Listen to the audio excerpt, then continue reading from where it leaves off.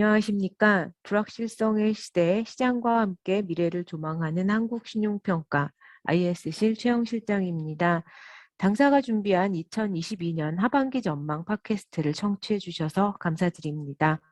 이번 팟캐스트는 상반기 정기평가 리뷰와 하반기 주요 리스크 요인에 관해 평가 정책실장님께서 발표해 주시겠습니다. 그럼 발표 부탁드립니다. 안녕하십니까. 한국신용평가 평가정책본부의 최형욱입니다. 2022년 상반기 당사의 레이팅 액션 트렌드를 설명드리고 하반기 전망과 관련해서 간단히 매크로 지표 동향을 살펴보도록 하겠습니다.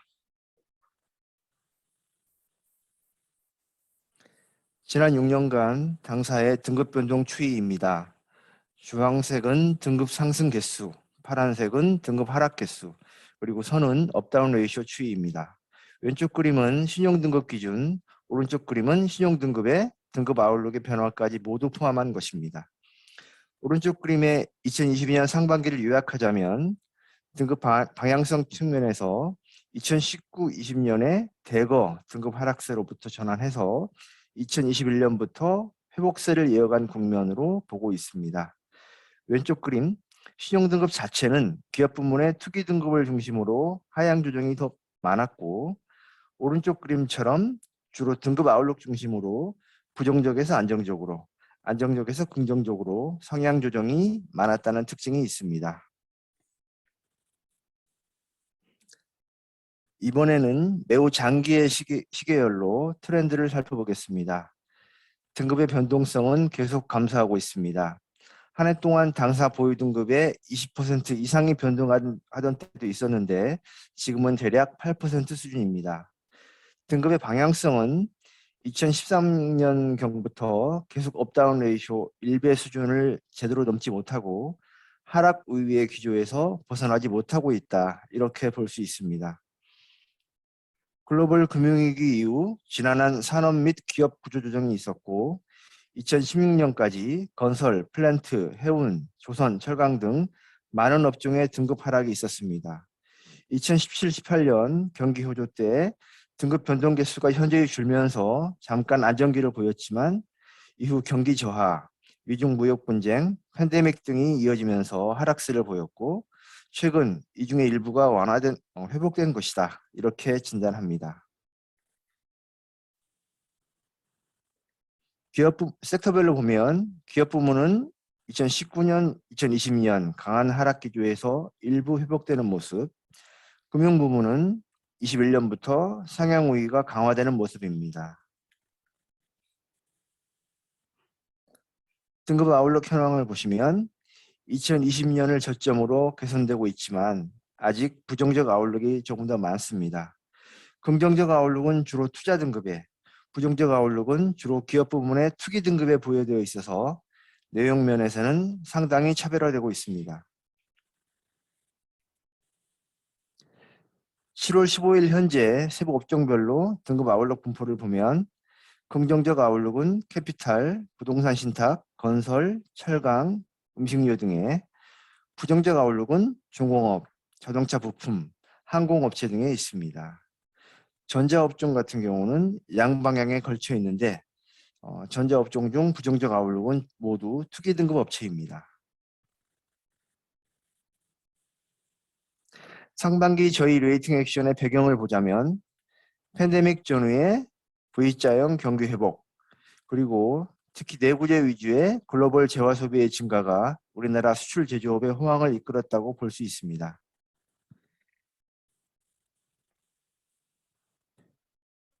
국내 기업 부문 매출 및 영업이익이 2021년 크게 증가했고 2022년 1사분기에도 추세가 이어지고 있습니다.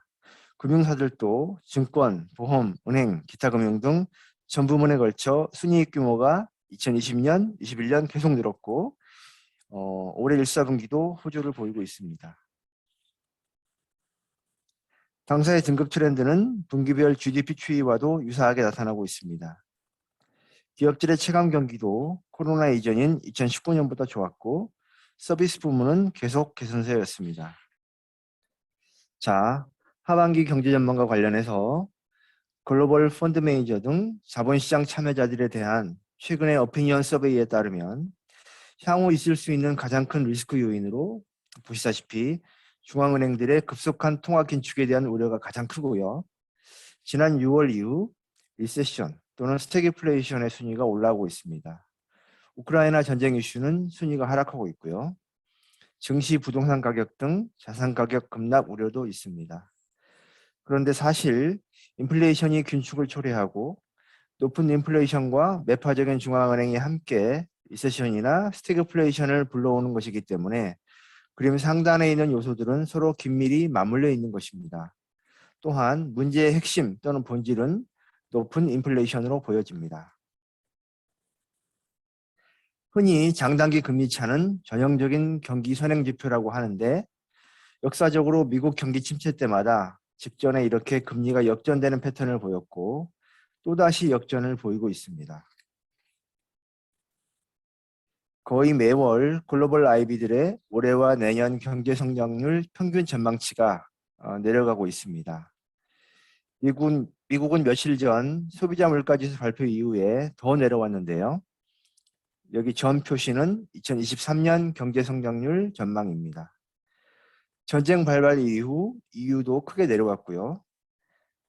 가장 최근의 발표로는 주요 10개 IB 중 2개는 올해 하반기에 미국이 리세션에 들어갈 것이라고 비관적으로 전망하고 있습니다. 미국 경제를 보면 아직 고용, 소비 활동 등에서 전혀 흔들림이 없어 보입니다. 하지만 좀 부정적인 징후들을 찾아본다고 하면 OECD 경기 선행지수 2021년 중반을 정점으로 계속 내려와서 장기 평균선인 100 밑으로 내려와 있고 특히 국가별로 중국 등은 조금 더 내려와 있는 형편입니다. 최근 미국 제조업 지수도 신규 수주 감소 등 때문에 확연히 꺾여서 내려오고 있습니다. 가장 최근에 발표된 미국 컨퍼런스 보드의 소비자 신뢰 지수에서 소비자들의 6개월 후 전망이 상당히 비관적으로 바뀌고 있습니다. OECD 전체 소비자 신뢰 지수도 팬데믹 초기보다 더 심한 상태로 내려와 있습니다. 최근까지도 미국과 우리나라의 생산자 물가 지수가 함께 계속 오르고 있어서 시차를 두고 소비자 물가 상승 압박으로 이어질 수 있습니다. 우리나라는 근래에 인플레이션 기대 심리가 눈에 띄게 오르는 모습입니다. 정책금리, 시장금리는 올해 상반기 내내 미국과 한국 모두 다 가파르게 올라왔고 인플레이션이 워낙 광범위하고 수준이 높아서 각국의 중앙은행들은 당분간 인플레이션 파이터 기능에 충실할 것으로 예상됩니다. 글로벌 IB나 금리 선물 시장은 미국 연준이 올해 말 또는 내년 1사분기까지 정책금리를 계속 인상할 것으로 보고 있고 그 상단은 대부분 3.5% 내지는 3.7% 정도입니다. 일부 4%나 4.25%까지 예상하는 IB들도 있습니다. 또한 IB들의 절반은 연준이 경기 침체에 대응하려고 내년 하반기부터는 금리를 인하할 것으로 전망하고 있습니다. 자, 본질적인 문제는 역시 인플레이션인데 며칠 전 발표된 미국 6월 소비자 물가 상승률이 9.1%였는데요. 최근 수개월간 에너지, 주거비, 식품비가 상승을 주도하고 있고요. 여기서 비록 헤드라인 CPI는 계속 상승하고 있지만 그래도 에너지와 식품비를 제외한 금원 물가지수는 4월경부터 상승률이 둔화되고 있고 기대 인플레이션율도 살짝 내려오고 있어서 연준이 그나마 희망을 걸고 있는 것 같습니다. 최근 샌프란시스코 연준이 미국의 인플레이션을 요인별로 분석해서 발표한 자료가 있습니다. 그림의 파란색은 수요 견인 인플레이션, 초록색은 공급 요인, 노란색은 중간 성격입니다. 오른쪽 그림 보시면 팬데믹 때 수요 위축으로 디플레가 왔다가 2021년 리오프닝 초기에는 수요 견인 인플레였지만 2021년 중반부터는 공급 부족에 따른 인플레가 갈수록 커져서 지금은 절반 이상의 비중을 보이고 있습니다. 공급 측면의 요인이라면 팬데믹에 따른 공급망 차질, 노동력 부족, 우크라이나 전쟁에 따른 에너지와 곡물 공급 부족, 탈탄소화 추세에 따른 에너지 설비 투자 부족 등일 것입니다. 이렇다 하면은 통화 긴축을 통한 수요 억제로 미 연준이 목표로 하는 인플레 수준으로 돌아가는 것은 외부 여건에 따라서 상당히 오래 걸릴 수도 있겠다라는 생각이 듭니다. 자, 크레딧 시장은 아직은 괜찮은데요. 다만 경기 동향에 민감한 정크본드 시장은 6월, 7월에 들어서서 좀 가파르게 스프레드가 확장하고 있습니다. 막연하게 경기 침체 우려도 있겠지만 원자재가 상승에 따른 기업의 원가 부담, 그리고 높은 인플레이션과 통화 긴축에 따른 제품 및 서비스 수요 위축이 양방향으로 기업 실적을 압박하게 될 것이라는 현실적인 우려가 반영되는 것이 아닌가 싶습니다. 그래서 특히 투기 등급 업체들의 이자 보상 배율이 많이 저하될 것으로 예상하고 있습니다. 국내 회사채 시장을 보면 국고채 대비 회사채 신용 스프레드가 팬데믹 이후 한동안 안정세를 보였는데 올해 들어와서 특히 최근 6월, 7월에 가팔라지고 있고 거의 팬데믹 초기 수준까지 올라와 있습니다. 크레딧 시장 내에 언제라도 부분적인 경색이 나타날 수 있어서 유의해야 될 것 같습니다. 이상 발표를 마치도록 하겠습니다. 감사합니다.